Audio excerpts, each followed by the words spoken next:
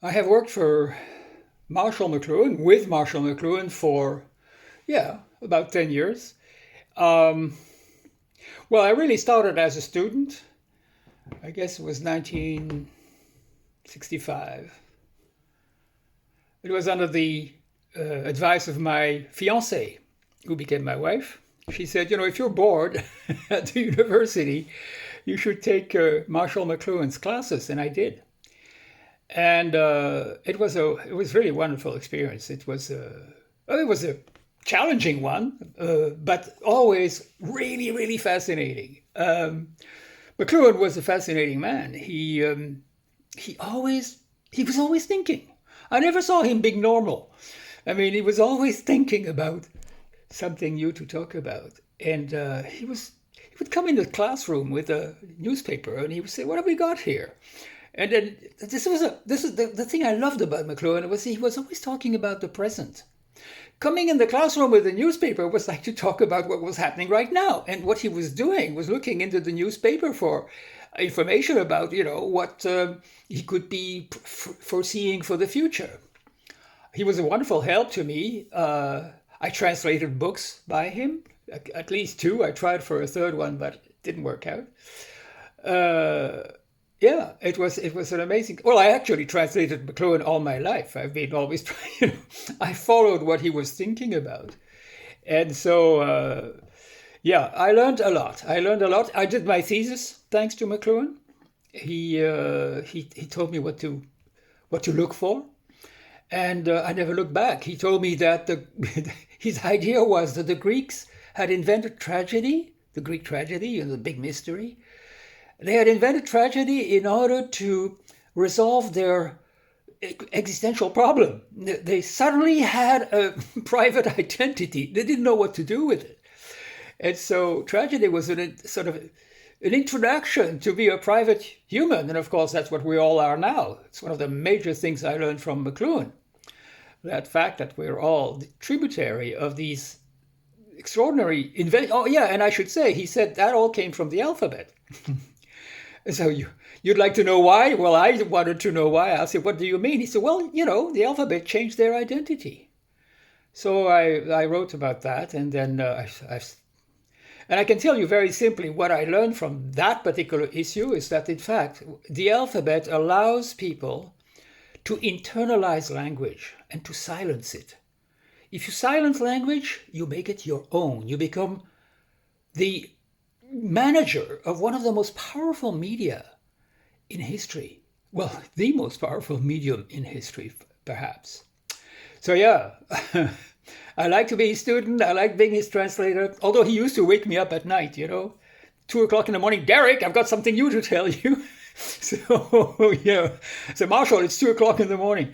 Oh well, he didn't care about such details. So yeah, this book, I love this book because it's a nice collection of things. It's not even complete, but it's a good collection of McLuhan's favorite aphorisms. And Marshall always used to talk about. He was very funny, so he always wanted to make things light, but they were profound. And so all his I, I love some of them. He liked to change cliches, like the cliche,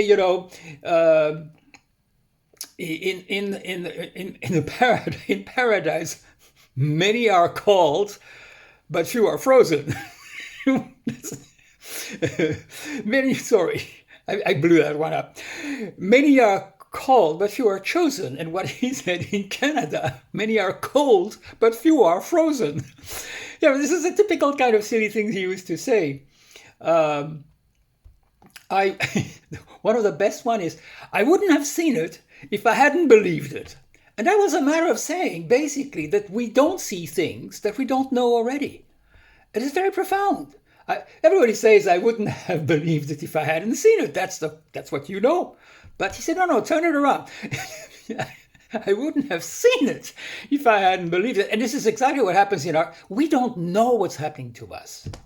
We're like, he used to say, we are like fish in the water. We only find out when it's too late what water is all about. So that is part of the thing, and it's a fantastic sense of humor, McLuhan. And then also his particular style, his style of getting you to make the connection between the various sentences and the various ideas he was proposing.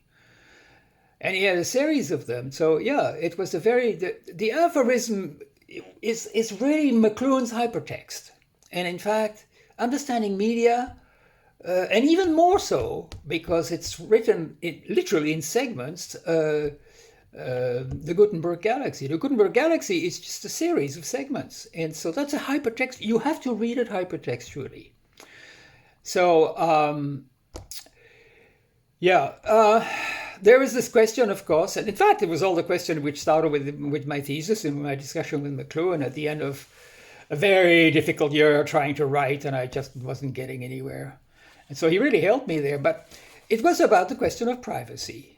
Indeed, what happens with the alphabet is as you internalize language and you start making use of it for your own sake, then you create an internal consciousness, and it's sacred, it's private. Nobody can get in there unless you let them in, like in the love and things like that, or under torture. And in fact, that's exactly what the Spanish Inquisition did. They tortured people in order to get what they were thinking out of their head. And that was called the Inquisition. The question. So yeah, he talked about that too. So privacy, this is actually I'd say it's the benchmark. It's the turning point, the reversal. Privacy, the issue of privacy under the digital condition is the reversal of the issue of privacy under the alphabetic condition. That's really the big difference. So privacy is clearly not anymore available. It's going to become a big luxury if we ever even get it. I mean, to be private, to be left alone in your own house is something that's going to happen, perhaps. But and very rich people will have privacy. But even them, I mean, I don't know if you've seen. I recommend it very strongly to all you, particularly now in Brazil, seeing the social dilemma. It's a very serious film, and it's all about privacy, how it is invaded, how it is replaced by algorithms.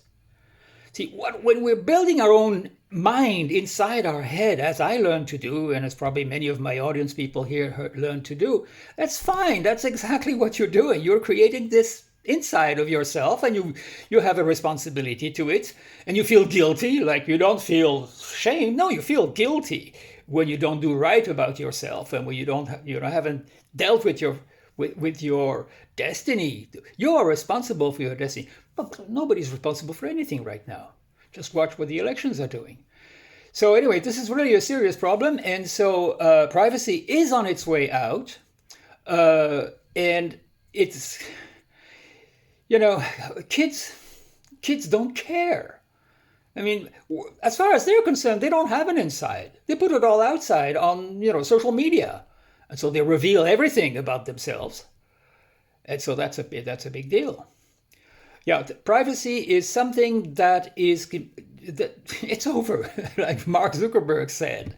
And Marshall said it too. He said private identity. He said private identity under electric condition, might as well forget about it. It's like, electricity rolls over it like a tidal wave.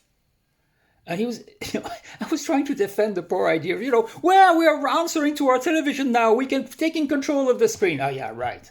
You don't take control of nothing.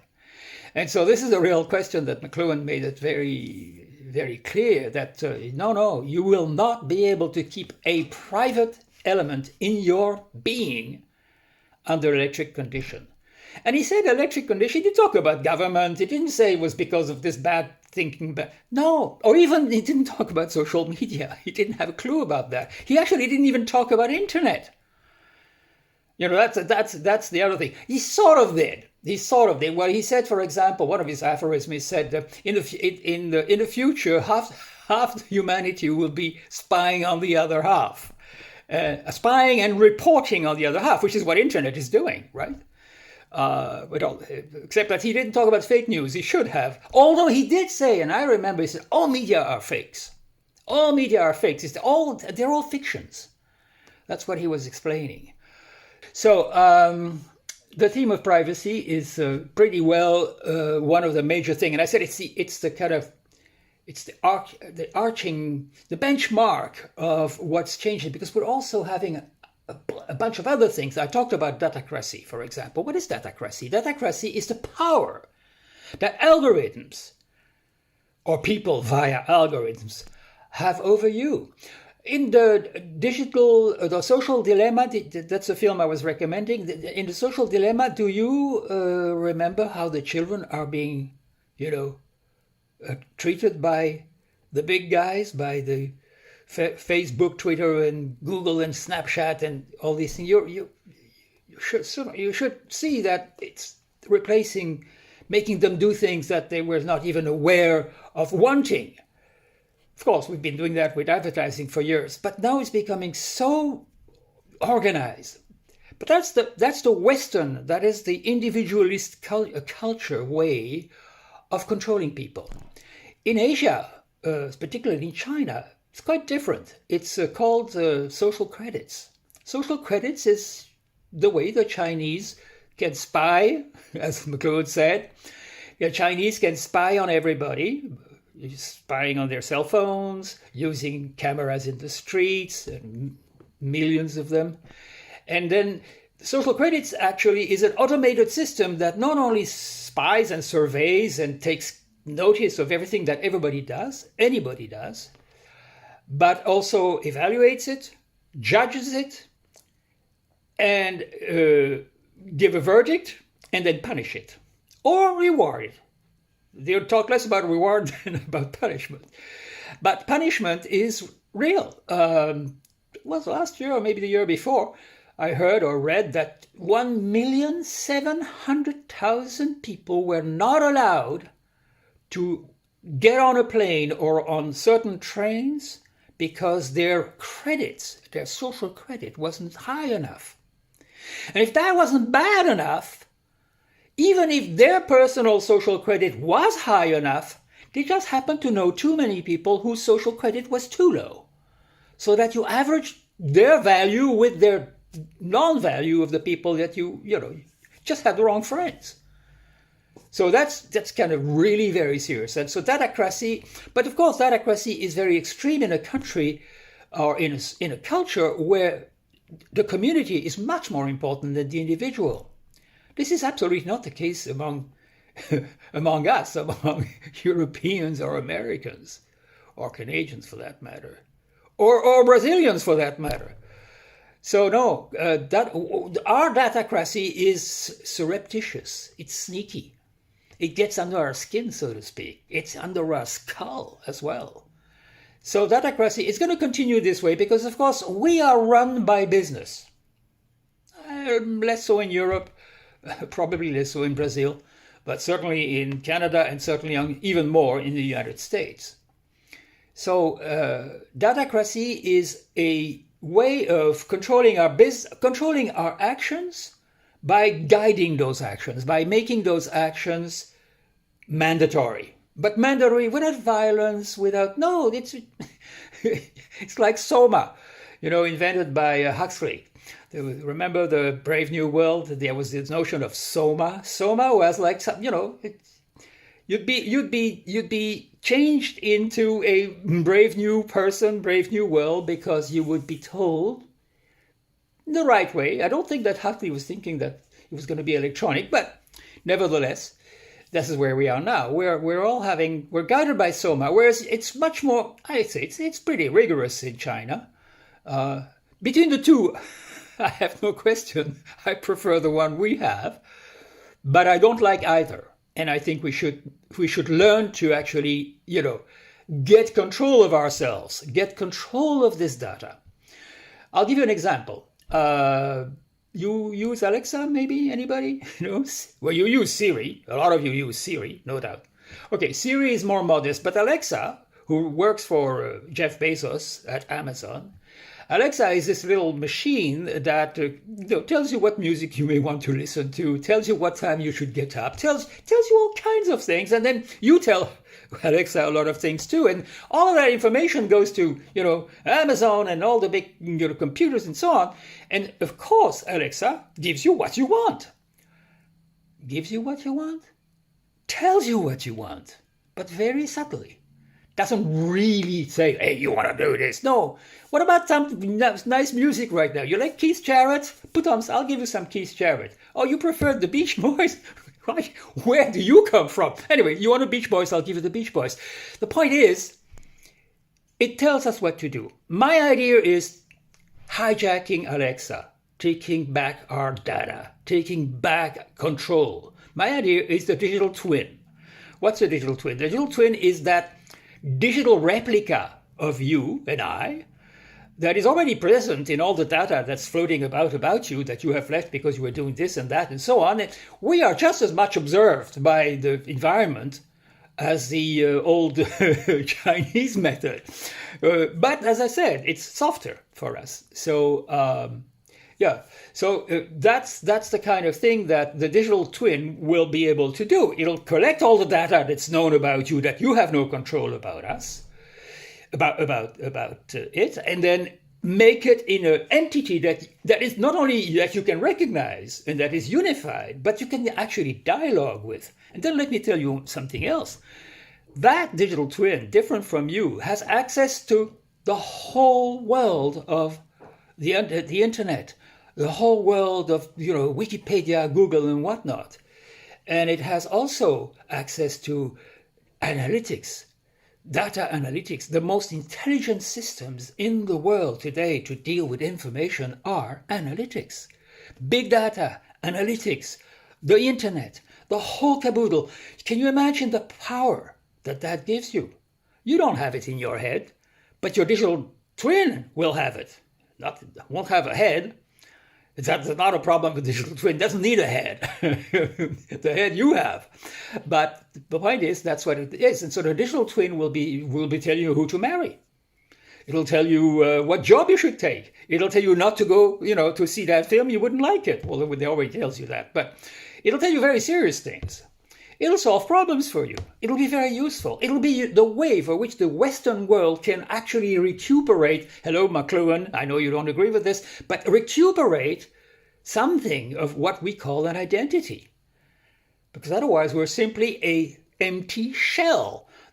So we've lost the autonomy of our mind, we've lost pretty well the autonomy of our bodies.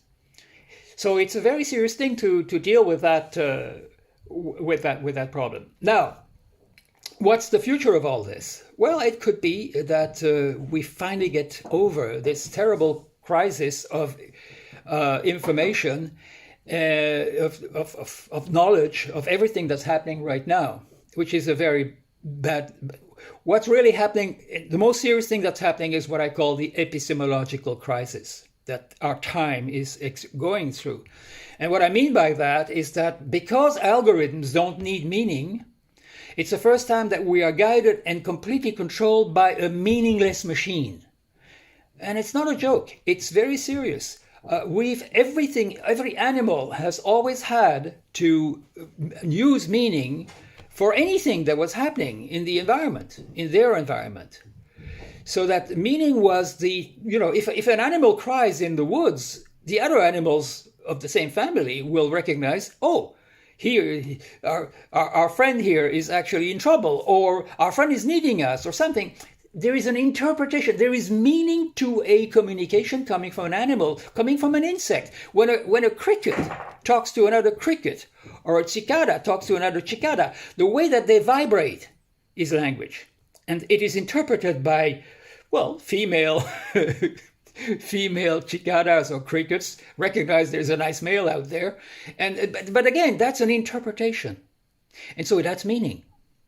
And imagine now a system that has enormous control over your life, that will guide, a doctor in a diagnostic better than an association of many doctors, that will tell the military what strategy to follow, where to send the drones, that that actually, tells the judge how to give his opinion or his verdict in any case. So we've got these systems that, without going through meaning, okay, we put some meaning in it, but basically their ordering system is so complex that we don't even know how they work.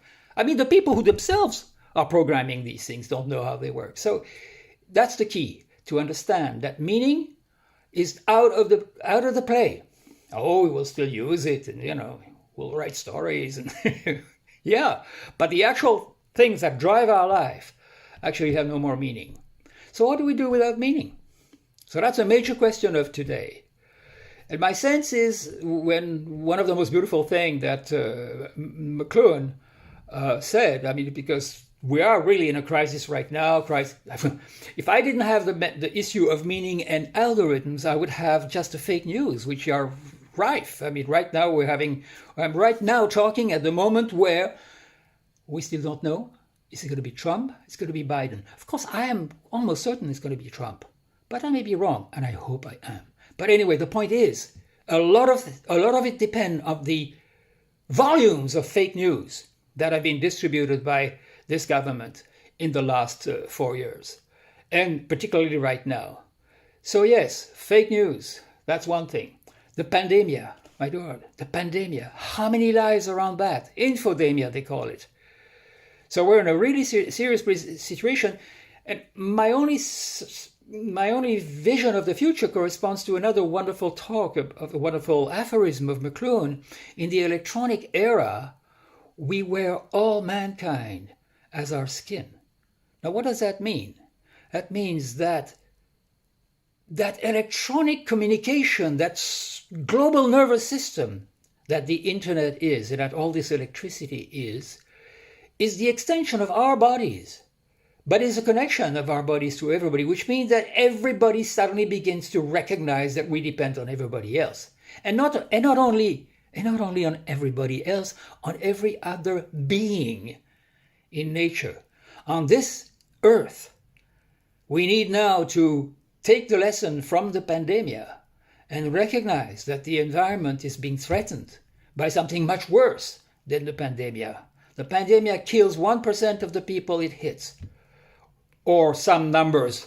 What number would I give you with all the silly things that I'm learning every day or that I'm trying to unlearn every day? No, the point is the pandemic is really a serious threat, but is nothing that's coming behind it. Our complete disrespect for the environment. And the interesting thing is that the gradual return of the respect for the environment that ancient societies, ancient Brazilians, Indian Brazilians have had in the core of their culture forever, that is coming back. And it's coming back because of the global nervous system. It's coming back because some of us are recognizing that there is a real danger out there. So definitely, as we work together with Massimo Di Felice and Mario Pireddu and Cosimo Acotto and so many wonderful people, we work together on the manifesto for the digital citizenship, right? And what we added to that, beyond recognizing our double identity, that we are both a person and a physical person and a digital one, and then we will maybe have, that's not in the manifesto, but it should be, that we will have this digital twin. The point is that we add to it, and I say with largely thanks to Massimo, we add to it that we should have a total respect for animals, for plants, we should have the kind of respect that, as I said, ancient Brazilians had and should continue teaching us. So that's one thing that I find so hopeful. Wearing the mankind as the extension of our skin. All right, McLuhan was a Catholic, right? So this is very Catholic thinking, but it's not just Catholic. It's a very human thinking. That we suddenly feel that, yes, if something goes really wrong, if I read about some jihadist act, like recently there's been 3 or 4 of them, particularly in my preferred city, which is Nice, I feel hurt. Why would I feel hurt? They didn't touch me. I wasn't even around. Because that's what it is. Wearing mankind as our skin is feeling hurt when somebody's head gets cut off for some stupid reason. So wearing the mankind as our skin is our future. It's where we're going. I hope it is, because right now it doesn't look like it. Anyway, I bid you fond farewell. I hope this hasn't been too boring, and I hope you have a wonderful meeting and conference. And thank you, Massimo, for giving me the opportunity of saying these few things. If there's anything missing, just whistle. Bye.